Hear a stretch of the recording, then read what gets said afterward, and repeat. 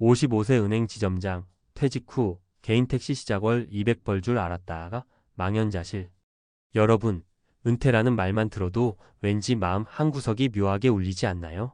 평생 몸담았던 직장을 떠나 앞으로의 삶을 설계한다는 건 설렘과 두려움이 공존하는 일이죠. 평일 아침 출근 전쟁에서 해방되어 여유롭게 커피를 즐기는 상상을 하기도 하고요. 반면 더 이상 안정적인 월급이 들어오지 않는다고 생각하면 걱정이 앞서기도 합니다.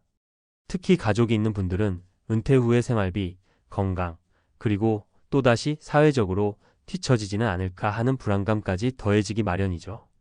오늘은 55세 은행 지점장, 퇴직 후 개인 택시 시작월 200 벌 줄 알았다가 망연자실. 이라는 이야기로 문을 열어볼까 해요. 이름만 들어도 탄탄대로를 걸어온 은행 간부, 게다가 지점장까지 역임했다면 퇴직 후에도 무언가 잘 해낼 것 같은 믿음이 생기잖아요. 그런데 막상 현실은 그렇지 않았다고 합니다. 이 사연을 중심으로 은퇴 후의 삶에 대한 몇 가지 이야기를 나눠보고 싶어요. 주변에서 흔히 들을 수 있는 3가지 사례와 함께 어떻게 하면 좀 더 현실적인 은퇴 설계를 할 수 있을지 편하게 말씀드려 볼게요. 1. 퇴직 후 개인 택시 예상 수입과 현실의 큰 간극. 우선 앞서 언급한 55세 은행 지점장 이야기를 좀 더 구체적으로 해볼까요? 은행에서 30년 넘게 근무했던 A씨는 지점장으로서 명예롭게 퇴직했습니다. 퇴직금도 어느 정도 받았으니 이제 남은 삶은 내가 하고 싶은 일을 하면서 살아보자고 마음먹었던 거죠. 실제로 은행원 시절에 고객을 대하며 소통하는 걸 좋아했고 운전도 꽤 자신 있었대요. 그래서 비교적 쉽게 시작할 수 있을 것 같았던 개인 택시를 선택했습니다. 그런데 문제는 한 달에 200만 원쯤 벌겠지? 라고 생각했던 예상 수입이 전혀 맞아떨어지지 않았다는 겁니다. 개인 택시 면허를 매입하고 차를 새로 장만하거나 정비하는 데 드는 초기 비용이 만만치 않았고요. 또 택시업계가 이미 경쟁이 치열해진 상황이라 낮 시간대에만 일해서는 수입이 턱없이 부족했답니다. 기름값이며 차량 유지비용, 각종 세금, 면허 관련 비용 등을 제하면 한 달 내내 달렸을 때도 순수익이 생각보다 훨씬 적었다고 해요. A씨가 가장 당황스러웠던 건 본인은 많은 고객을 응대해온 서비스 전문가라고 자부했는데 실제 길 위에서는 예기치 못한 일들이 계속 벌어진다는 거였습니다. 손님들의 불만, 택시 호출 앱 사용률 변화, 도로 교통 상황, 법인 택시 기사들과의 경쟁, 심지어 코로나19 이후 라이프 스타일 변화 등 기존 직장 생활과는 전혀 다른 변수가 너무 많았던 거죠. 결국 A씨는 자유로운 은퇴 생활을 꿈꿨건만 오히려 더 스트레스를 받는다고 토로했습니다. 하루아침에 수입도 확 줄어드니 그동안 당연하게 누렸던 몇 가지 사소한 여유조차 사치가 되어버렸다고 합니다. 우리 역시 이 정도면 되겠지? 라고 짐작해서 시작했는데 막상 뚜껑을 열어보면 다른 경우 많잖아요. 은퇴 후에야 비로소 머리로만 알았던 세상의 어려움을 실감하게 되는 거죠. 2. 사례 1. 60세 퇴직 교사의 영어학원 창업. 첫 번째 사례는 퇴직 후 창업을 시도한 분의 이야기예요. B씨는 60세에 교직 생활을 마치고 은퇴했는데 주변에서 선생님이시니 아이들을 잘 가르칠 거다. 학원을 해보는 게 어떠냐는 얘기를 많이 들었다고 해요. 본인 역시 그래. 내가 가장 자신 있는 건 아이들 가르치는 일이지라는 생각에 지역에 작은 상가를 얻어 영어학원을 오픈했습니다. 그런데 학원 시장은 이미 치열한 레드오션이었습니다. 유명 프랜차이즈 학원부터 이름난 스타 강사가 운영하는 학원까지 경쟁자가 너무 많았죠. B씨는 나는 현장에서 30년 넘게 아이들을 가르쳤으니 그게 강점이 될 것이라고 믿었지만 막상 학원 운영은 가르치는 것과 전혀 다른 문제였어요. 홍보, 마케팅, 입소문, 학부모 상담부터 학원 행정일까지 온갖 업무를 혼자 해야 하니 하루가 어떻게 가는지 모를 정도였다고 합니다.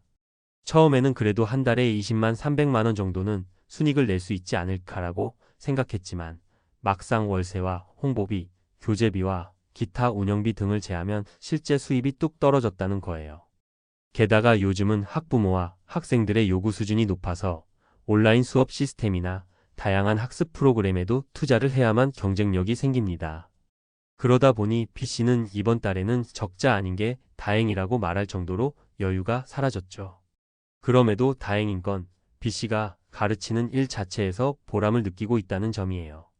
하루하루 쉽지는 않지만 학원에 찾아오는 아이들에게 여전히 선생님 너무 재밌어요.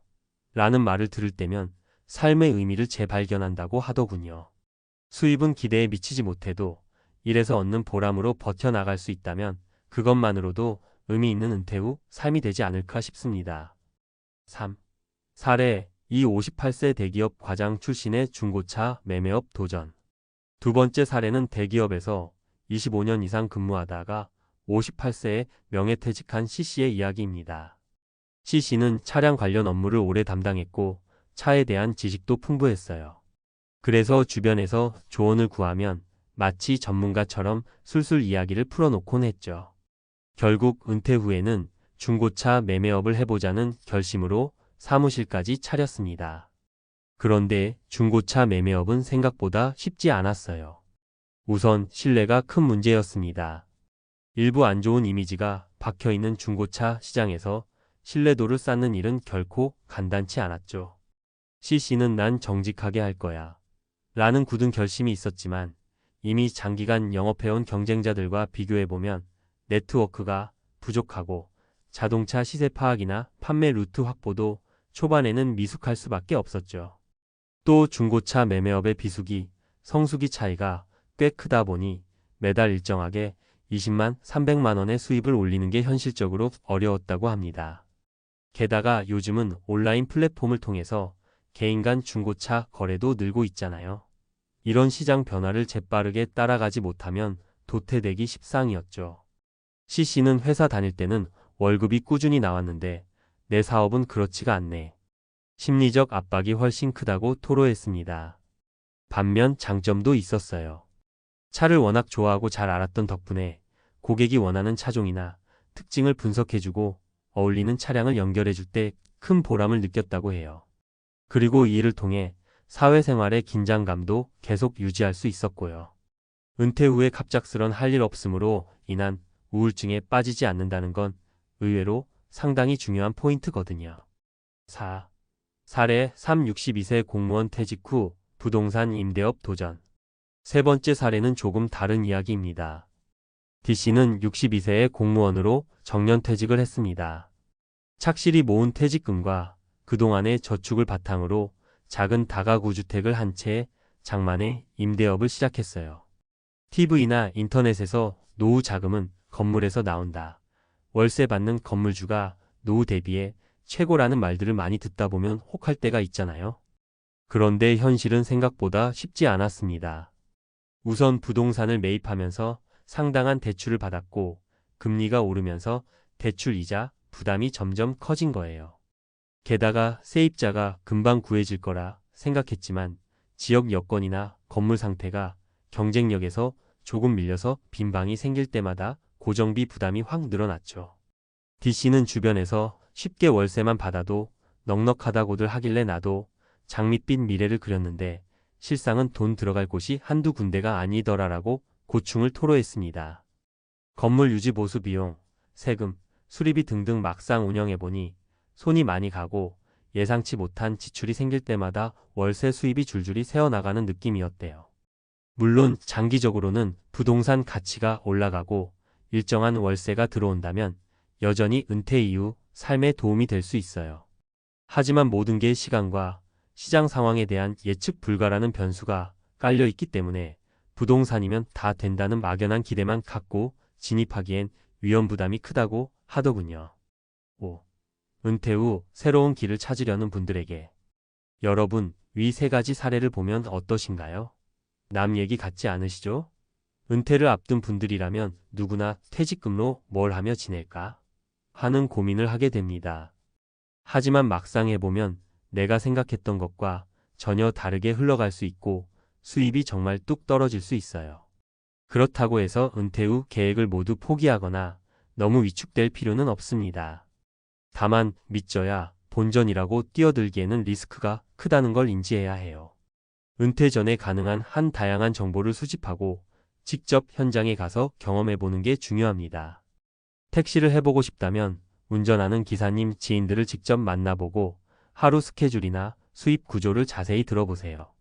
가게나 학원을 차리려면 실제 운영하는 사람과 이야기해보고 고충을 파악해보는 게 좋죠?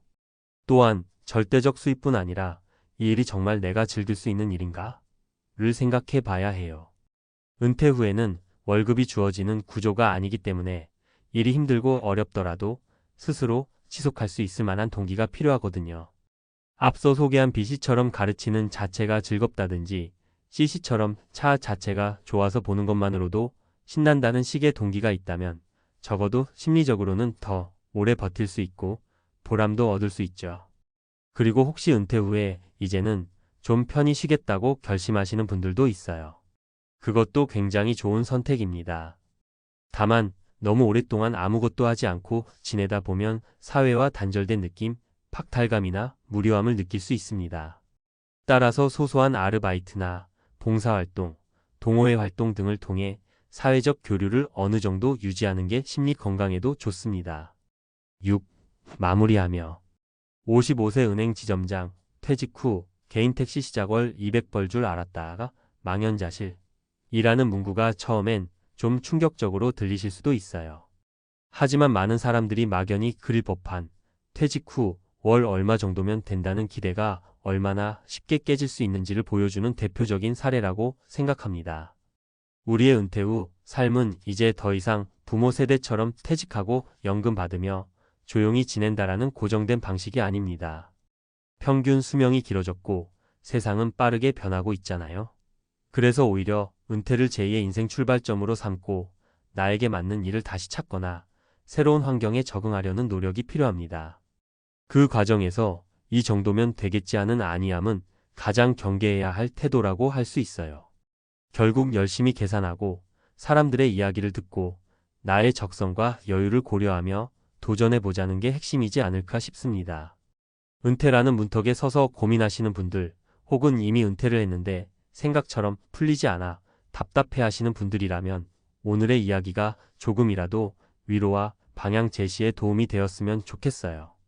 아무쪼록 은퇴 후에도 계속해서 자신의 가치를 찾으며 살아가는 분들이 많아지기를 바랍니다. 어쩌면 우리의 진짜 삶은 이제부터 시작일지도 모르니까요. 조금 더 꼼꼼히 준비하고 필요한 만큼은 적당히 모험도 해보면서 나만의 속도로 제2의 인생 항해를 해보자고요. 감사합니다.